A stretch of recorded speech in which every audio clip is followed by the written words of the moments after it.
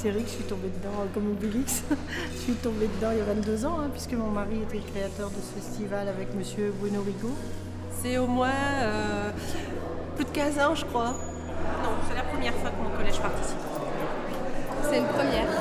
Ouais, une première. Alors moi je suis déjà venue l'année dernière. En tant que membre du jury, c'est la deuxième fois.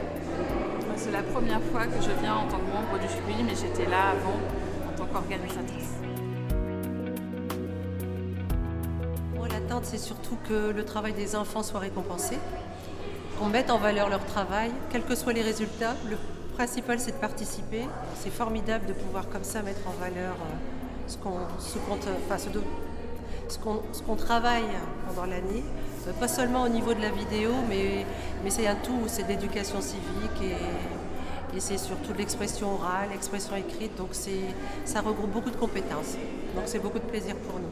Ça met en valeur vraiment le projet final. Le but, c'est de monter des projets en classe et de sensibiliser les enfants à la vidéo et aussi à l'actualité, puisqu'on traite l'actualité dans les courts-métrages que l'on monte. Et puis d'autres projets plutôt liés à l'instruction civique, comme cette année, c'était sur le respect. Voilà. Voir un peu la diversité de ce qui a été fait par les élèves, en fait. Moi, j'attends surtout ça, de voir des choses très, très diverses.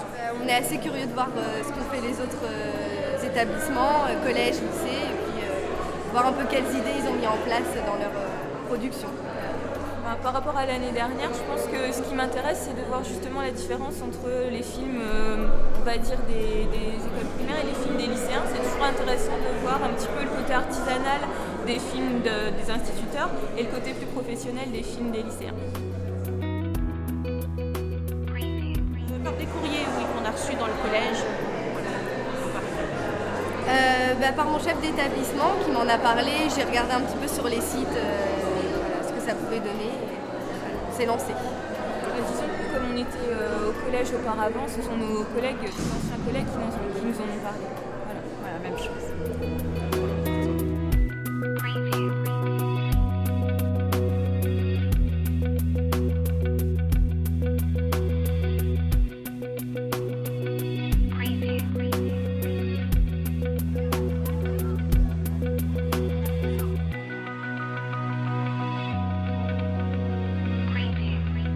Non, au contraire, vaut mieux qu'il n'y ait pas de thème, puisque du coup on a libre choix du thème et de ce qu'on veut faire avec les élèves.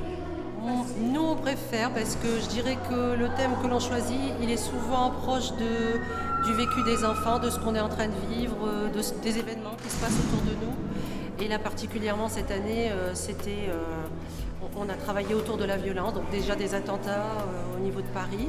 Mais je me suis rendu compte, en fait, en faisant parler les enfants, ils pouvaient être touchés personnellement par ou de la famille qui habitait justement pas loin de ces attentats, ou même la violence, malheureusement, parfois dans notre école, mais aussi dans leur quartier.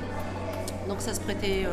C'est plutôt un thème que moi je préfère libre parce que justement, il permet d'être moins artificiel et d'être au plus proche de ce qui nous entoure et de ce qu'on vit au quotidien.